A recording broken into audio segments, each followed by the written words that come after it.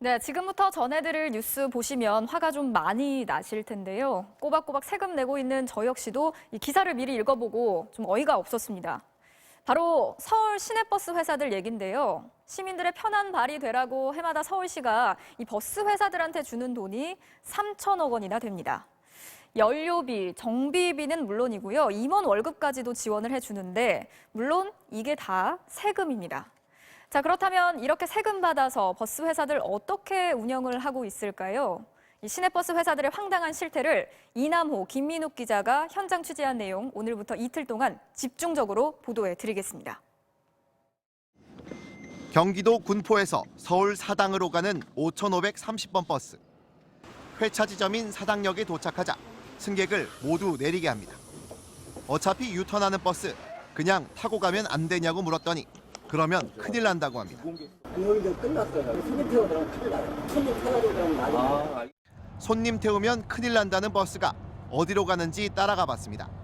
가스 넣으려고 남태령에 있는 충전소로 들어갑니다. 자기 회사 버스 차고지에 충전소가 없어서 이런 불편을 감수하고 있는 걸까? 5530번 버스를 운행하는 회사로 찾아가 봤습니다. 충전소가 번듯하게 서 있는데 웬일인지 파리만 날립니다. 530 거의 요즘은 안 들어가요. 심하시죠. 심지어 여기는 경기도라 서울보다 가스값도 더 싼데 왜 굳이 남태령에 가서 충전을 하는 걸까? 자세한 설명을 드리고 여기하고 같이 형제예요. 자세한 설명을 대신해드리면 손님들 다 내려놓고 찾아간 남태령의 충전소는 버스 회사 사장 오빠가 운영하는 곳이었습니다. 차고지에서 넣으면 될 걸 굳이 오빠네 충전소까지 가느라 매번 약 2km를 더 운행하고 그만큼 가스값도 더 쓰고 있는 겁니다. 돈도 더 들고 시간도 더 들고 하지만 버스 회사한텐 아무 손해가 없습니다. 버스 가스값은 죄다 서울시에서 세금으로 대주기 때문입니다.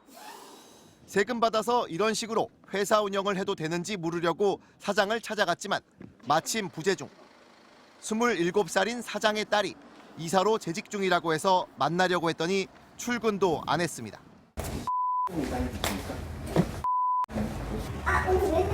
언제 나왔어요? 알고 보니 이날만 안 나온 게 아니라 결근을 밥 먹듯이 한다고 합니다. 사장 딸이 나온다는 소리도 있었고 근데 몇 번 나오긴 나왔어요. 제가 알기로는 한 손가락 뽑을 정도로. 회사 사장은 딸이 회사 일을 싫어해서 그렇다고 말합니다. 이제 회사에 와서 경영 수업이 아직은 어리고 사실은 이제 버스 회사라는 게 젊은 애들한테는 그게 매력이 없나 봐요. 이런데도 버스 회사 사장과 딸의 월급까지 서울시에서 꼬박꼬박 줍니다. 시민 세금으로 지원금을 받아 가족들끼리 운영하는 버스 회사. 과연 여기만 그런 걸까요? 김민욱 기자가 다른 회사들을 가봤습니다. 서울 강북구의 버스 회사를 찾아갔습니다. 버스 사이에 고급 외제 스포츠카 한 대가 있습니다. 회사 감사인 A씨가 타고 다니는 차인데 이거 말고도 다른 외제차 석 대를 더 굴린다고 합니다. 감사이면서 구내 식당까지 운영했던 A씨. 그런데 버스 기사들은 A씨가 감사 업무가 아닌 전혀 다른 일을 한다고 말합니다. 너무 관리하고 있어요. 그 자리에 누가 갖다 놔도 잠깐이면 배울 수 있는 일이에요. 복잡한 것도 없고. A씨의 회사 생활을 지켜봤습니다. 하루는 오후 2시쯤 차를 몰고 회사를 떠나더니 또 다른 날에는 정오도 되기 전에 회사를 나섭니다.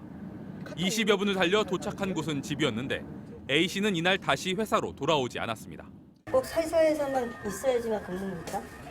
밖에 못 하신다. 그렇지 않나요? 이렇게 지내도 문제가 안 되나 싶어 알아보니 아니나 다를까 이 버스 회사는 A씨 형제의 가족 기업이었습니다.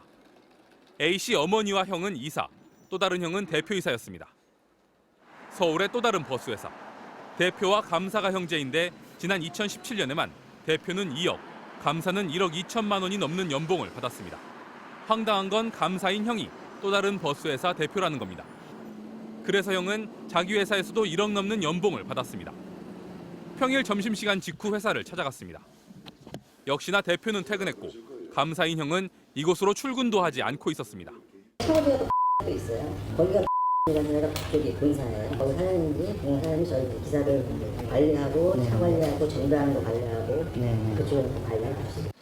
취재진이 직접 찾아간 가족 기업 버스 회사 6곳 가운데 대표나 친인척 임원이 자리를 지키고 있는 곳은 단 하나도 없었습니다. 개인 기업이라고 해도 직원 눈치가 보일 텐데 버스회사 임원들은 왜 이럴까?